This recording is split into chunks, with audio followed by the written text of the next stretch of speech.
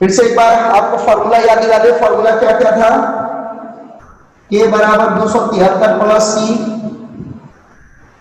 और सी बराबर के माइनस 273, और एफ बराबर 9/5 गुणे सी प्लस 32। यही 3 फॉर्मूले हैं जिस पे आपको चेंजिंग करते रहना है, और कोई चौथा फॉर्मूला नहीं है। अब इसी में से आप अलग अलग फॉर्मूले बनाते रहोगे, कभी सी को निकालोगे तो इधर वाला सब इधर आएगा, ये माइनस हो जाएगा। इसी फॉर्मूले को बार बार रिपीट करते रहना है, कहीं कोई दिक्कत नहीं होगी।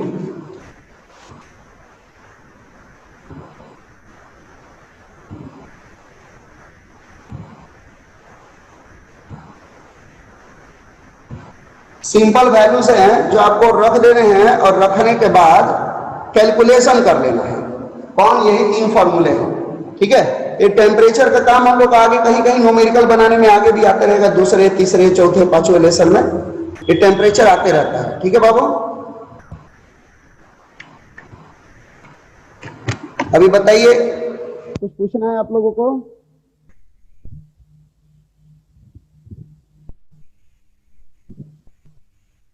कुछ पूछना है आप लोगों को? एक बार रिपीट कर दीजिए सर। क्या चीज रिपीट करना है बाबू, बताइए कहाँ दिक्कत है? सर केल्विन से फ़ारेनहाइट। केल्विन से फ़ारेनहाइट डायरेक्ट नहीं ना जाएगा। केल्विन सर वही देखो, सेल्सियस में कर। केल्विन से डायरेक्ट फ़ारेनहाइट में नहीं जाएगा। केल्विन से अगर आपको चेंज करना है तो केल्विन को पहले डिग्री सेल्सियस में चेंज करोगे, और फिर डिग्री सेल्सियस को किस में चेंज करोगे? फ़ारेनहाइट में। ठीक है, तो जब भी आपको क्या करना है कि ध्यान दीजिएगा, जब आपको डिग्री सेल्सियस में वैल्यू दिया है तो उसको यदि केल्विन में चेंज करना है, तो जैसे मान लीजिए आपको यहां पे बोल दिया 27 डिग्री सेल्सियस, तो 27 डिग्री सेल्सियस को आप अब केल्विन में चेंज कर सकते हो, फ़ारेनहाइट में चेंज कर सकते हो। जैसे मान लीजिए KCF ये है, के किनारे है, एफ भी किनारे है, सी बीच में है। ये जो डिग्री सेल्सियस है ना, इसी से केल्विन में भी जाएगा, इसी से फ़ारेनहाइट में भी जाएगा। तो केल्विन में भी दिया रहेगा तो पहले डिग्री सेल्सियस में चेंज करो, तब वो फ़ारेनहाइट में जाएगा। कंप्लीट। ये ध्यान रखना है कि डिग्री सेल्सियस बीच में रहता है। डिग्री सेल्सियस का जो रिलेशन है डिग्री सेल्सियस का, वो केल्विन के साथ भी है और फ़ारेनहाइट के साथ भी है। तो जब भी चेंजिंग करना होगा तो पहले आप अपने टेम्परेचर को डिग्री सेल्सियस में लाइएगा, तब वो अब केल्विन में भी चेंज हो जाएगा, फ़ारेनहाइट में भी चेंज हो जाएगा। कैसे होगा तो देख लीजिए, ऊपर 27 डिग्री सेल्सियस लिखे हैं, सीधा फॉर्मूला है।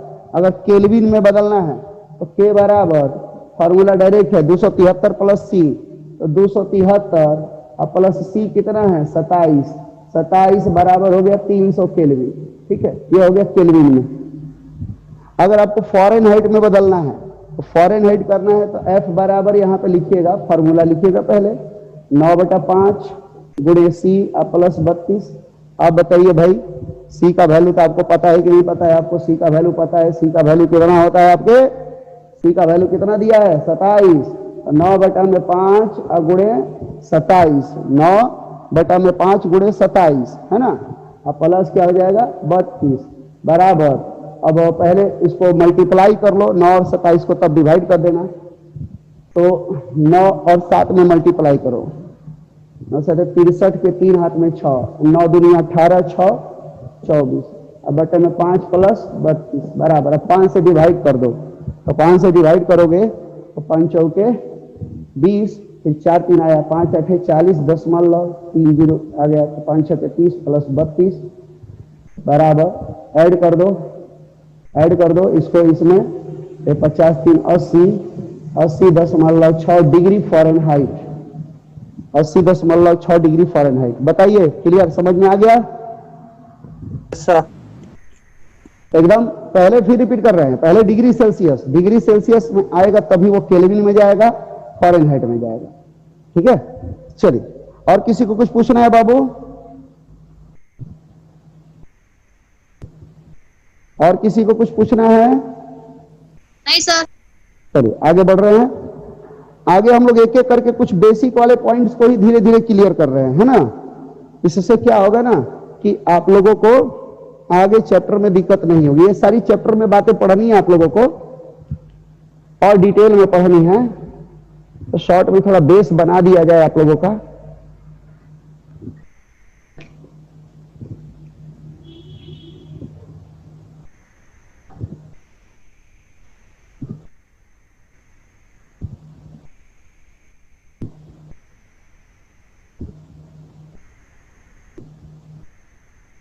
चलिए गौर कीजिए, प्लाज्मा का वीडियो भेजे थे तो देखिए आप लोग।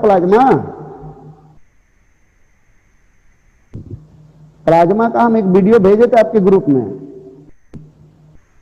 तो उसको देख लीजिएगा। प्लाज्मा में कहीं दिक्कत मत रहे, उसमें लिखा हुआ भी है सब, बहुत बढ़िया से उसको बनाए थे, उसमें लिखा हुआ भी चीज है, उसको नोट कर लीजिएगा। अब हम लोग अगले टॉपिक की ओर बढ़ते हैं। छोटा सा टॉपिक है मॉलिक्यूलर मास, यानी आणविक द्रव्यमान। नाम होगा मॉलिक्यूलर मास यानी आणविक द्रव्यमान। देखिएगा,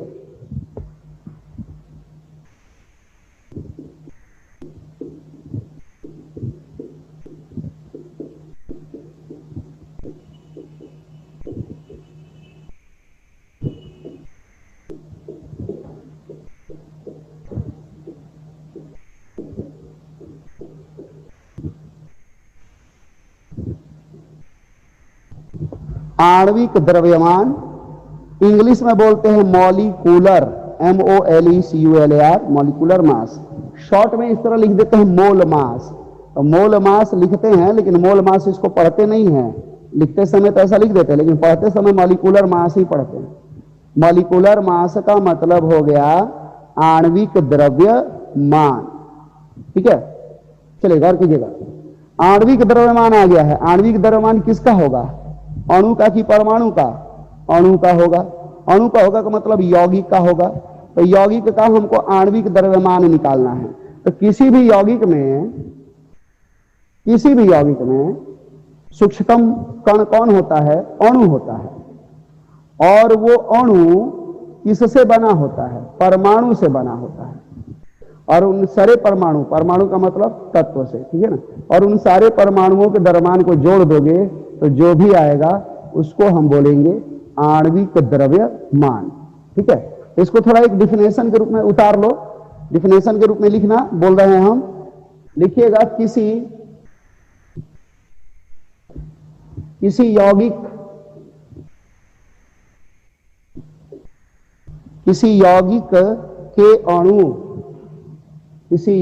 के अणु में उपस्थित तत्वों के विभिन्न परमाणुओं के द्रव्यमान, किसी यौगिक के अणु में उपस्थित तत्वों के विभिन्न परमाणुओं के द्रव्यमान के योगफल को उस यौगिक का आणविक द्रव्यमान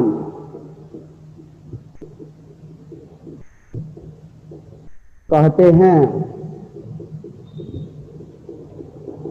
है ना।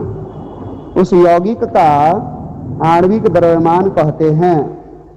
यानी मिला जुला के बात यह हुई कि किसी भी यौगिक, तो यौगिक का सूक्ष्मतम कण कौन अणु है? तो यौगिक के अणु में उपस्थित तत्वों के विभिन्न परमाणु, तो यौगिक में तत्व रहेगा। तो यौगिक में सूक्ष्मतम कण अणु है, तो अणु में कौन रहेगा? परमाणु रहेगा। तो जितने परमाणु हैं सबके द्रव्यमान को क्या करना है? जोड़ देना है। तो जो भी आएगा तो वो यौगिक का आणविक द्रव्यमान कहलाएगा। ध्यान रखिएगा, तत्व का जो होता है परमाणविक द्रव्यमान निकलता है, तत्व का परमाणविक द्रव्यमान निकलता है, और यौगिक का आणविक द्रव्यमान। तो यौगिक के आणविक द्रव्यमान में सबको ऐड करना पड़ता है, लेकिन तत्व में ऐड उड करने का कोई बीमारी नहीं होता है, क्योंकि तत्व तो अकेले आते हैं। राइट, तो गौर कीजिएगा थोड़ा ध्यान से, आपको याद रहना चाहिए द्रव्यमान। तो द्रव्यमान आप लोगों ने याद कर लिया है, हमने इसको लगभग 2 सप्ताह पहले ही आपको लिखवाया था ना, सोमवार के दिन। हाइड्रोजन से लेकर जिंक तक द्रव्यमान आप सबको याद है।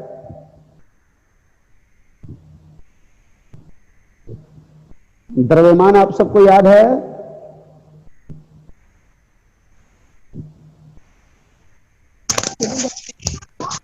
द्रव्यमान याद है? सर। चलिए, खुशबू कुमारी को याद है? चलिए, रवि यादव, राकेश यादव, खुशबू कुमारी, गुड़िया खातून, अंकित कुमार, सबको द्रव्यमान याद है ना? लिखवा दिए हैं लिस्ट में, उसको याद कर लीजिएगा, नहीं तो पीरियोडिक टेबल में भी आप देखकर याद कर सकते हैं। ठीक है? Yes sir. हाँ, नहीं याद रहेगा तो फिर आपकी गाड़ी अब रुकने वाली है। आगे हम तो पढ़ाते रहेंगे, फिर आपको दिक्कत हो जाएगी समझने में। ठीक है, गौर कीजिए।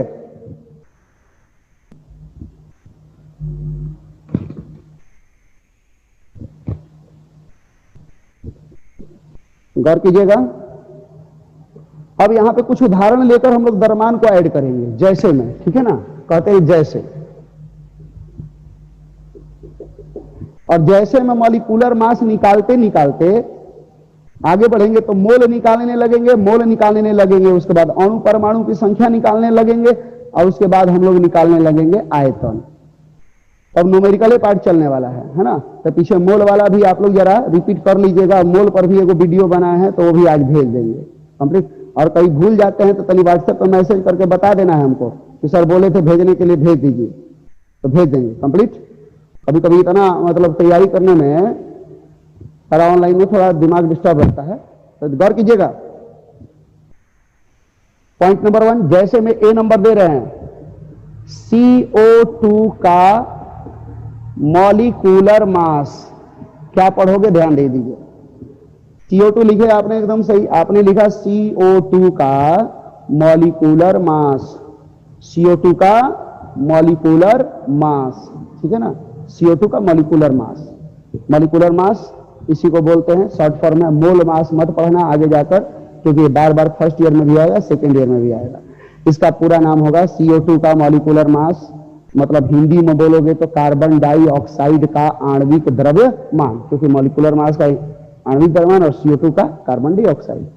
अब आप देखिए स्पष्ट, इसमें कौन दिखाई दे रहा है? कौन कौन तत्व है? कार्बन है, ऑक्सीजन है।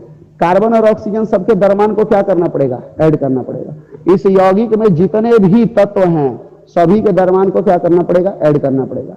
याद कीजिए, कार्बन का द्रव्यमान कितना होता है? कार्बन का द्रव्यमान होता है 12 सर। कार्बन का 12 और ऑक्सीजन का होता है 16। तो ध्यान दीजिए, कार्बन एगो है तो एगो 12 लिखोगे, अब प्लस यहीं पर ध्यान दीजिएगा, कार्बन एक ही है ना, तो एक ही 12 आएगा। अब ऑक्सीजन का होता है 16 और ऑक्सीजन है कितने यहाँ? 2 गो, तो 2 गो 16 आएगा। 2 गो 16 आएगा तो हम इसको लिखेंगे 2 गुणे 16, क्योंकि 2 बार लिखने से बेहतर है क्या कर दो? गुणा कर दो। एक ही चीज को 2 बार लिखने से क्या फायदा है? ध्यान दीजिए, यहाँ ऑक्सीजन 2 है तो एक ऑक्सीजन का 16 होता है, 2 ऑक्सीजन है तो दुगुना, मतलब 2 गुणे 16, तो बराबर 12 + 32 बराबर 44। इसको हम लोग ग्राम में लिख देते हैं, किसमें? ग्राम में, GM में, ठीक है। एक्चुअली ये जो द्रव्यमान आता है एटॉमिक मास यूनिट, AMU में आता है। AMU आगे पढ़ना है आप लोग को, लेकिन प्रचलित जो है ना वो ग्राम है। ऐसा माना जाता है, ग्राम हम लिखे हैं तो 1 मोल का है। अगर ग्राम लगा दिए हम तो कितने मोल का है? 1 मोल का है। और AMU असली इकाई AMU होता है, मतलब एटॉमिक मास यूनिट। वो आगे पढ़ना है तो इसको आगे हम चेंज करेंगे, लेकिन ध्यान रखिए ये ग्राम ग्राम लिख रहे हैं, ये प्रचलित है, ये चलते रहेगा ग्राम ही। और जहां ग्राम लग गया मतलब ये 1 मोल का है। 1 मोल CO2 का द्रव्यमान कितना है? 44 ग्राम। ध्यान दीजिए, B नंबर, अगर आपको H2O का निकालना है तो H2O का मॉलिक्यूलर मास, आज थोड़ा लिस्ट बनवा देते हैं, और ये मॉलिक्यूलर मास बार बार आपको जोड़ने की जरूरत नहीं पड़ेगी, या बैठ के किसी भी फार्मूला का लेकर बनाना सीख लीजिएगा, क्योंकि ये सब आता है 1 नंबर में, ऑब्जेक्टिव क्वेश्चन में, न्यूमेरिकल बनाने में 1 नंबर में आता है। तो 1 नंबर वाले में आपको 60 सेकंड से ज्यादा समय नहीं देना है। अब बैठ के फिर बनाते लगिएगा, बड़ा बड़ा आएगा तो उसमें ज्यादा समय लगेगा, तो फिर आपको दिक्कत हो जाएगी, है ना। इसको थोड़ा प्रैक्टिस कर लेना है बैठ के घर पे। हम कुछ यहाँ पे 5 गो 10 गो 20 गो 20 गो तक बना, 10 गो 12 गो 15 गो हम बना देते हैं। छोटा से चालू कर रहे हैं, 5 गो पहले छोटा बना रहे हैं, उसके बाद कुछ बड़ा बनाएंगे, उसके बाद और बड़ा कर देंगे, विचित्र प्राणी टाइप का। H2O का मॉलिक्यूलर मास हम निकालते हैं।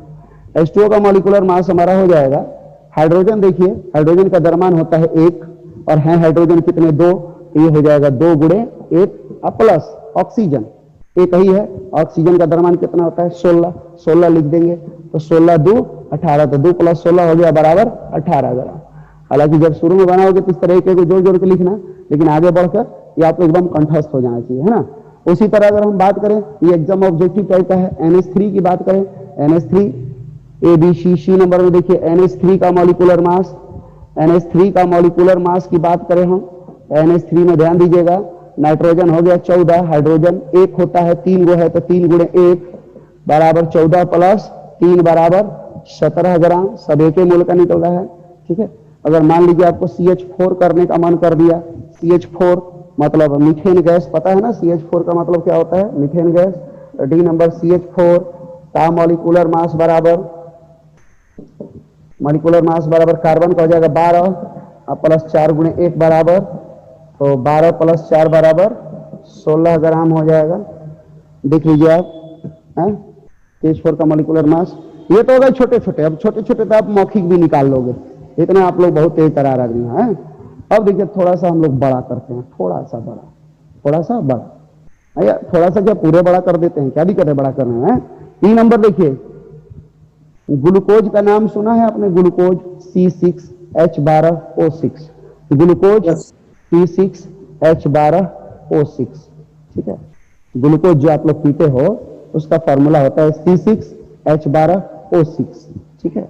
इसका मॉलिक्यूलर मास ध्यान दीजिए, इसका मॉलिक्यूलर मास क्या होगा, इसका मॉलिक्यूलर मास बराबर हो जाएगा, कार्बन का होता है 12, है कितने कार्बन 6, तो 6 × 12 प्लस हाइड्रोजन का होता है 1, और हाइड्रोजन है कितने 12, तो 12 × 1, अब प्लस ऑक्सीजन का होता है 16, और हाइड्रोजन है कितने 6, तो 6 × 16।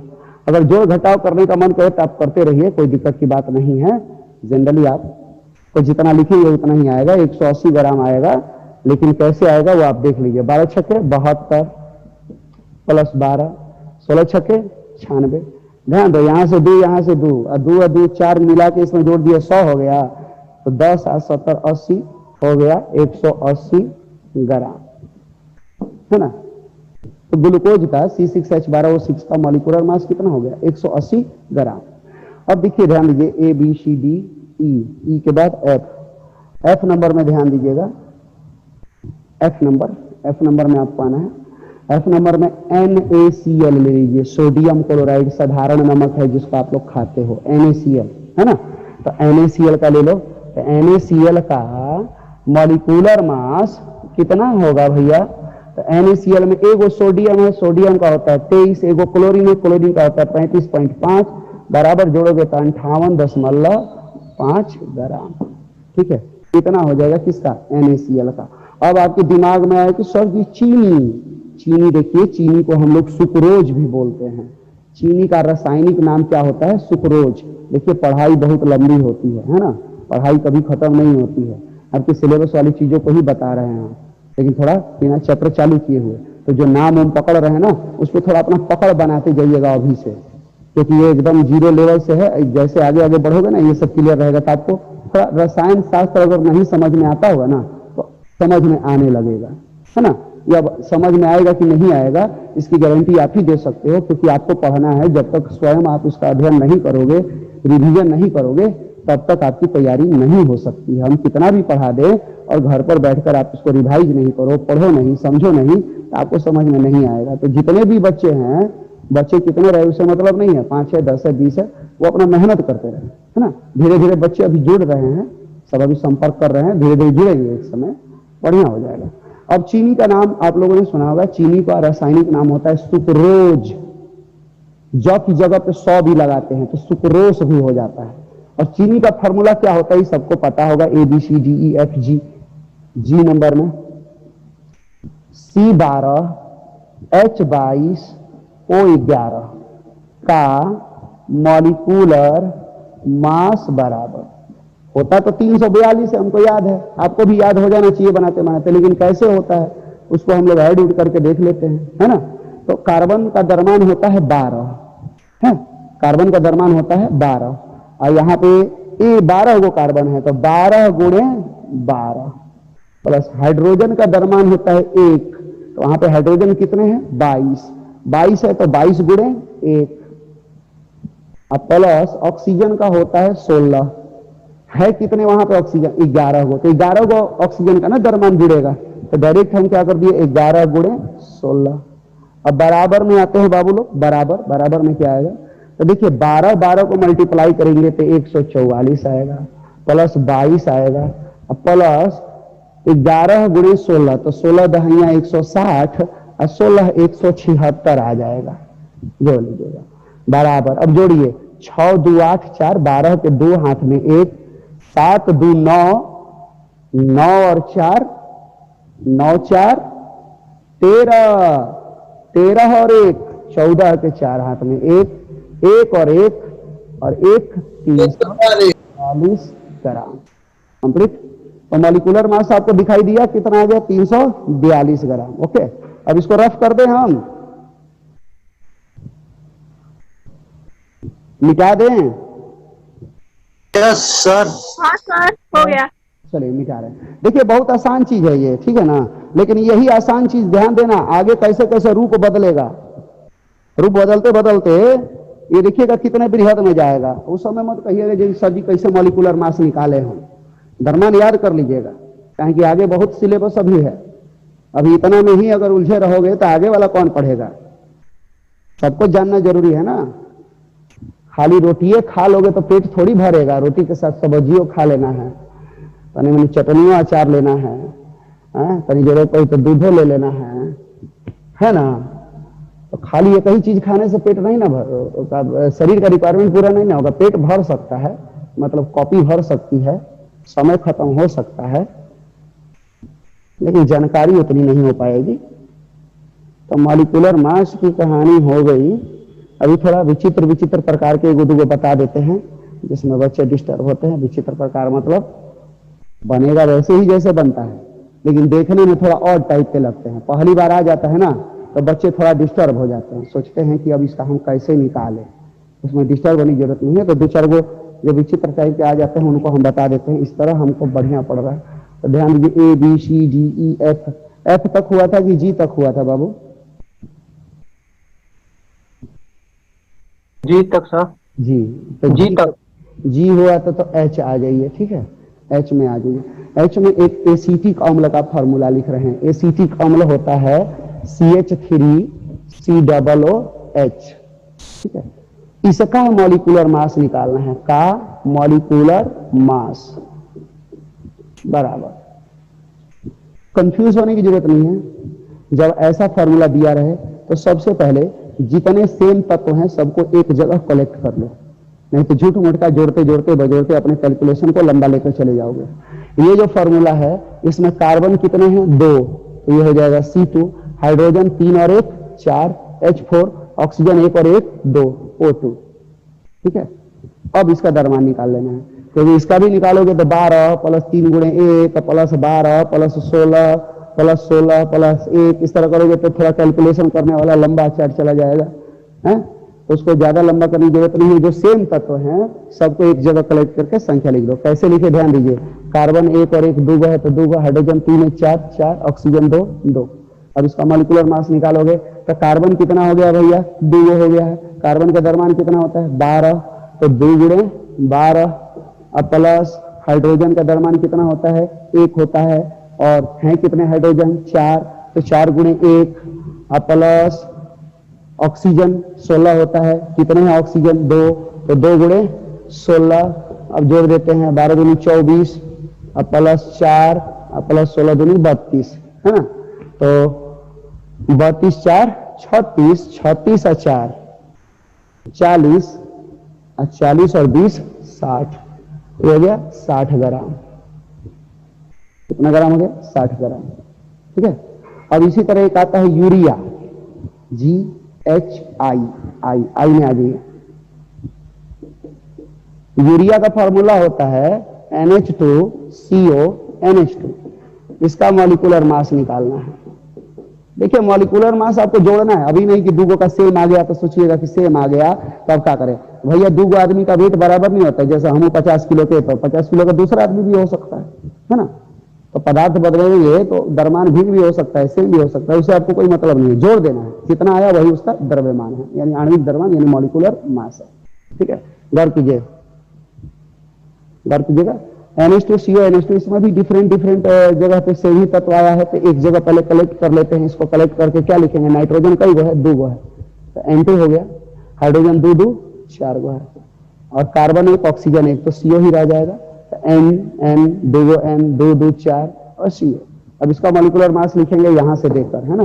तो नाइट्रोजन का होता है 14, 2 गो है तो 2 गुणे 14 प्लस हाइड्रोजन का 4 गुणे 1 प्लस 12 प्लस 16 बराबर, ध्यान दीजिए 14 दुनिया 28, 28 4 प्लस 12 प्लस 16 बराबर, जोड़ देते हैं हम लोग, 12 4 16 होता है, 16 दुनी 32 हो गया, 32 और 28, तो 32 28 60 हो गया, ये भी 60 ग्राम आ गया।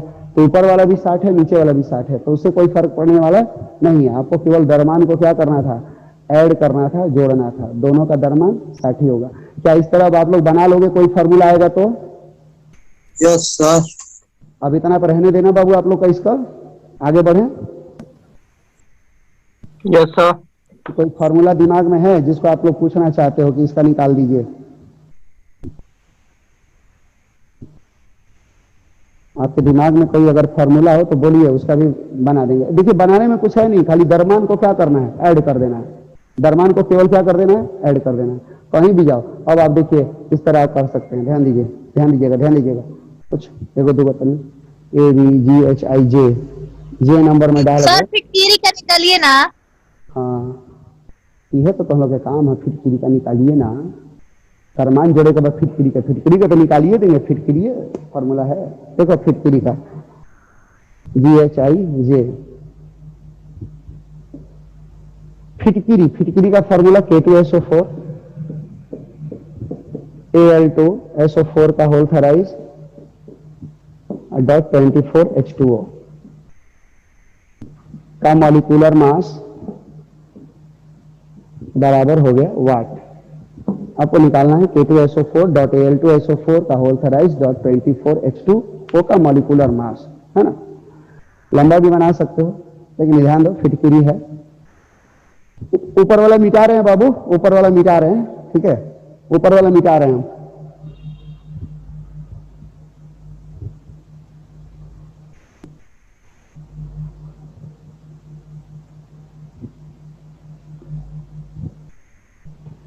देखो सिंपल सी बात है, थोड़ा सा दिमाग को स्थिर रखना, इसीलिए ना बोलते हैं बेचैनी हो जाता है दिमाग में।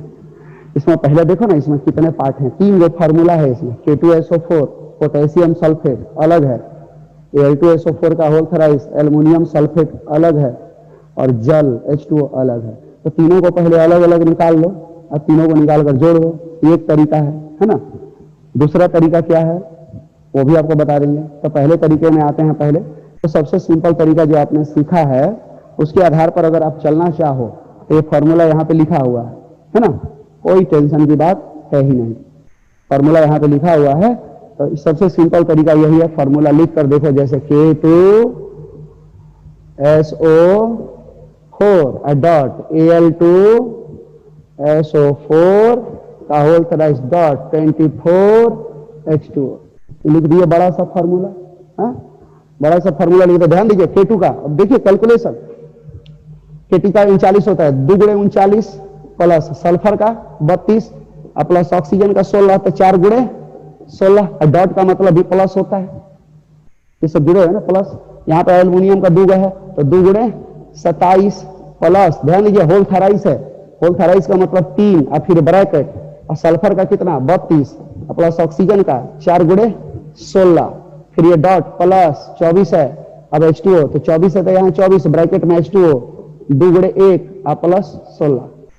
ध्यान दीजिए फिर से, पोटेशियम 2 है तो 2 गुणे 39 प्लस सल्फर 32 ऑक्सीजन 4 गुणे 16।